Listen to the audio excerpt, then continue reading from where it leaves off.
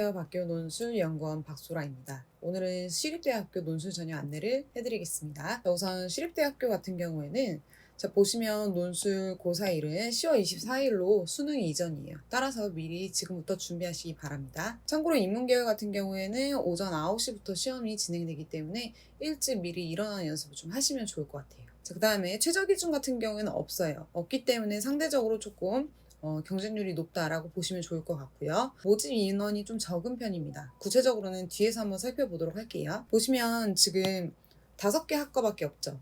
정말 아쉽게도 논술 전형에서 모집하고 있는 모집 단위는 5개가 전부입니다.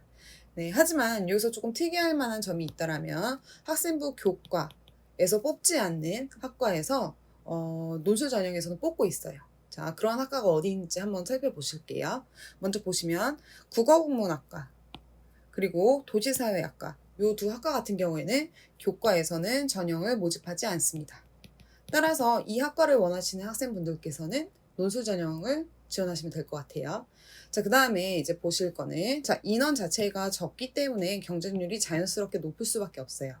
정말 아쉽게도 실질 경쟁률에 대한 자료가 공개되어 있지 않아서 이제 구체적으로 말씀드리기 어려운 점 양해 바랍니다. 하지만 분명히 실질 경쟁률 같은 경우는 조금 달라지겠죠. 자, 그렇다면 이러한 경쟁률 말고 다른 거 입결에 관련해서 제가 말씀드릴 수 있는데요. 입결 공식적으로 발표된 입결에 의하면 보통 2등급 중반 정도 학생들이 내신 2등급 중반 정도인 학생들이 합격을 했습니다. 자, 그런데 문제는 이렇게만 보면 내신 되게 높아야 되는 것처럼 보이거든요. 하지만 저희 박교 논술에 수강을 했었던 학생들의 자료에 따르면 내신이 7등급인 학생들도 합격한 사례가 있고 그 다음에 비교 내신에 적용되는 학생들 이 경우에도 합격한 학생 사례가 있습니다. 자, 그래서 내신이 좀 낮더라도 여러분들께서 너무 부담 갖지 않고 논술을 열심히 준비하시기 바랍니다. 구체적인 내용은 뒤에서 좀 더 살펴보도록 하겠습니다. 자, 보면 논술 전형 같은 경우에는 앞서 말씀드렸다시피 수능 최저가 없어요. 따라서 논술로 당락이 좀 결정된다라고 말씀드릴 수 있는데요. 학생부 같은 경우에는 교과 성적만을 보고 있습니다. 그래서 약간 부담스럽죠? 40% 너무 높아 보여요. 하지만 이거 같은 경우에는 아까 말씀드렸다시피 실제 7등급도 합격한 사례가 있고 비교 내신을 통해서 합격한 사례도 있었어요. 자, 그 말은 1등급부터 우리가 9등급까지 교과 등급을 나누어서 봤을 때 1등급에서 5등급까지는 90점대예요. 자, 그렇다면 6등급은 몇 점일까요? 네, 5등급까지는 정확히는 96점이었고 6등급이 90점입니다. 자, 7등급은 80점, 그 다음에 8등급은 70점, 9등급은 빵점이에요. 자, 그런데 어떻게 7등급이 합격할 수 있었을까요? 자, 그 말은 그렇게 실질 반영 비중이 높지 않다라는 거죠. 따라서 논술에서 점수를 많이 확보하시는 게 관건이라고 할 수 있습니다. 자, 그렇다면 학생부 반영에 있어서는 구체적으로 어떻게 반영을 하느냐 간단하게 살펴볼 텐데요. 모든 교과 그리고 학년별로 가중치가 없습니다. 네, 그래서 석차 등급 위주로 점수가 매겨지며 앞서 말씀드렸다시피 6등급까지는 90점, 그 다음에 7등급부터는 점수가 조금씩 깎인다. 하지만 7등급도 합격한 사례가 있다라고 말씀드릴 수 있습니다. 자, 그러면 이제 출제 개요를 좀 간단하게 살펴볼 텐데요. 수능 최저가 없기 때문에 도전하려는 학생들이 좀 많을 것으로 판단이 돼요. 자, 그렇다면 어떻게 시험을 보느냐? 자, 시립대학교 같은 경우에는 2시간 동안 총 3문항을 푸는 문제입니다. 자, 이때 2천자라고 되어 있는데 이 2천자는 1, 2, 3문항을 모두 다 합해서 2천자인 거고요. 자, 1문항과 2문항을 합해서 천자, 그 다음에 세 번째 3문항이 천자입니다. 따라서 3번 문항에서 여러분들께서 조금 집중을 해서 점수를 확보하시기를 바랍니다. 논술 문제 유형 같은 경우에는 언어 논술이에요. 그래서 자료 해석이 근데 포함이 되어 있습니다. 그래서 자료 해석 같은 경우에는 2번 문항하고 연결되어 있기 때문에 여러분들께서 문제를 접근하실 때는 1번과 3번을 먼저 풀고 이후에 2번을 풀으셔도 괜찮을 것 같아요. 자, 고등학교 교육 과정 내에서 출제가 되고 있기 때문에 국어와 사회교과 중심으로 출제가 되고 있고요. 특이할 점이라고 한다면 자료 해석 같은 경우에는 경제, 경영 관련된 지문들이 좀 나온다는 거, 이것과 관련된 자료들이 나온다는 점 조금 주의하시면 좋을 것 같습니다. 자, 그 다음에 그러면 어떻게 평가를 하느냐라고 봤을 때는 일단은 당연히 논제를 정확히 파악할 수 있는 능력을 볼 테고 그다음에 독해 뿐만 아니라 이러한 제시문을 활용해서 논거 제시 능력을 평가하고 있어요. 자, 이 말은 제시문을 단순히 활용한다라기보다는 이것을 약간 좀 재가공하길 원하고 있거든요. 이거는 3번 문항하고 좀 연결이 돼요. 뒤에서 좀 더 보도록 하겠습니다. 그 다음에 조건에 맞는 즉 논제 요구사항과 연결이 되고 있고요. 마지막으로 자료 해석 능력까지 평가하고 있습니다. 적절성 및 논리성 등에 따라서 차등 배점이 된다라고 하고 있는데 문항 3개 또한 다 차등 배점이 이루어지고 있어요. 따라서 3번 문항에서는 50점, 1번 문항에서는 30점, 2번 문항에서는 20점 이렇게 총 100점 만점으로 배점이 되어 있기 때문에 여러분들께서 3번 끝까지 잘 문제를 푸시기 바랍니다. 자, 그럼 이제 구체적으로 논제 예시를 살펴보면서 어떻게 논술 문제가 유형이 출제되고 있는지를 좀 볼 텐데요. 우선은 가장 최근 기출로 가져왔어요.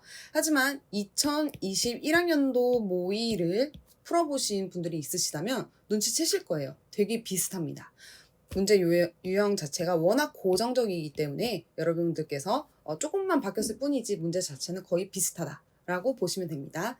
자, 우선은 문제 1번 그리고 문제 3번 이 두 개가 되게 연관성이 깊어요. 잠깐 먼저 보시면 자, 가의 주장을 먼저 요약을 한 후에 자, 그 다음에 차이가 나는 제시문을 골라내라. 즉 비교를 묻고 있습니다.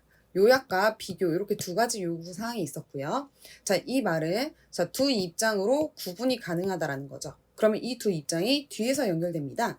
어떠한 한 사례를 줌으로써 뭐 시일 수도 있고 수술일 수도 있고 그렇지 않을 수도 있습니다. 자, 어떤 새로운 지문.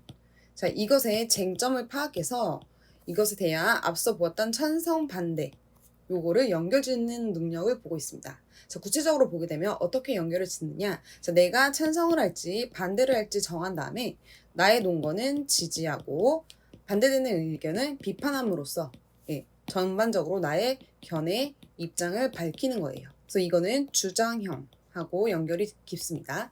자, 문제 2번 같은 경우에는 자, 사례 1과 사례 2가 제시하는 바라고 되어 있는데 자, 문제에선 보여지진 않지만 이건 자료 해석이었어요.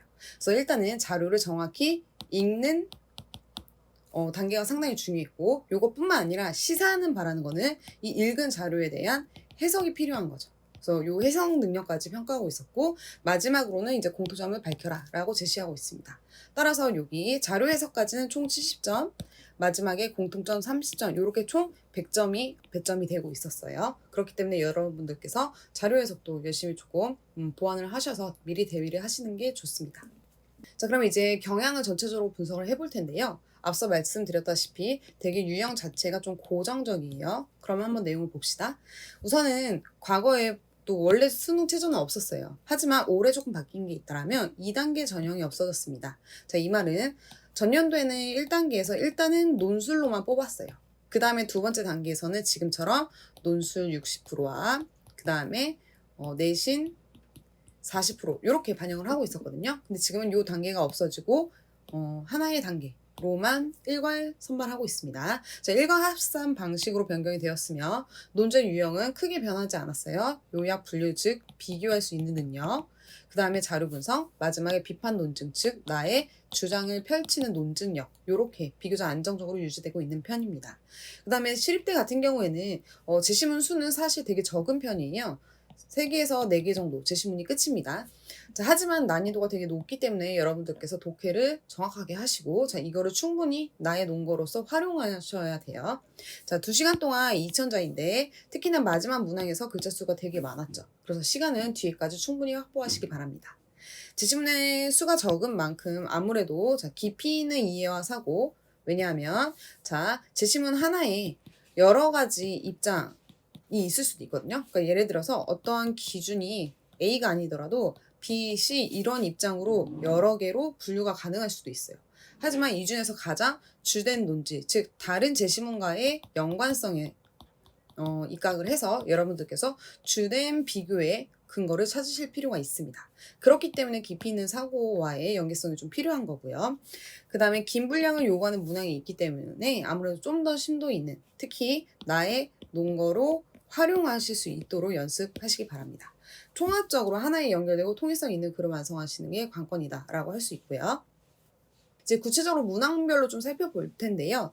문항 1은 앞서 말씀드렸다시피 소수의 몇 개 제시문에 대한 이해를 바탕으로 하고 있고 이것이 3번에서 구체적인 상황에 연결됩니다. 그 다음에 문항 2 같은 경우에는 자료 해석인데 경제라던가 경영 관련된 자료였으며 얘는 조금 개별적인 느낌이 있어요. 따라서 1번과 3번을 같이 푸시고 2번을 나중에 푸셔도 괜찮습니다. 그래서 문항 1에서는 아무래도 분류 자체에 오류가 있으면 좋은 평가를 받지 못하는데요. 자, 아까 요약 후에 비교라고 했어요. 차이가 드러나게. 자, 그러면 비교할 때 일단은 이게 달라라고 먼저 찝어줘야 되겠죠? 자, 요게 10점이라고 친다면 나중에 비교해서 왜 차이가 있는지 설명하는 내용이 있을 거예요. 자, 요 설명까지 점수를 확보를 하셔야 돼요.